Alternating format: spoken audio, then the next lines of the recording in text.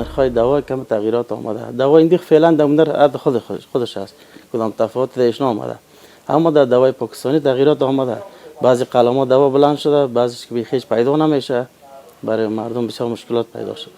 خب قبلا ما دوا را که از هندوستان می آوردیم وارد افغانستان میکنیم از روی کراچی و پاکستان بود که از این را برای ما اقتصادی تر بود و فعلا که وارد میکنیم از هندوستان از راه اسلام قلعه داخل خاک افغانستان میشه که حدودا 15 یا 15 یا 10% در نرخ کرایه برای ما تفاوت آمده، چون راه کراچی نزدیکتر بود، راه ایران کم دورتر.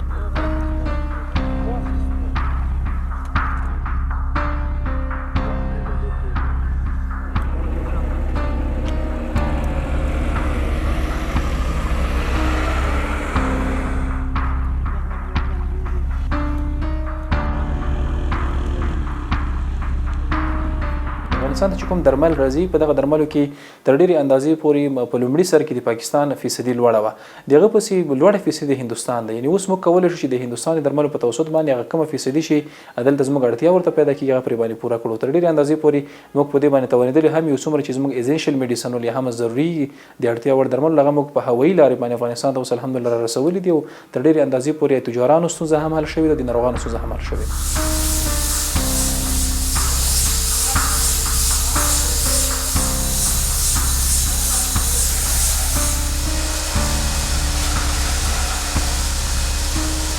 کارخانه سرمسازی ملی شفا فارماسیوتیکال در حدود 24 نماینده فعال در سراسر افغانستان نمایندگی های فعال داره که ما 100% مارکت دوایی افغانستان در بخش تولید سرم کور میکنیم و زیر پوشش فابریکه سرمسازی ملی شفا قرار داره.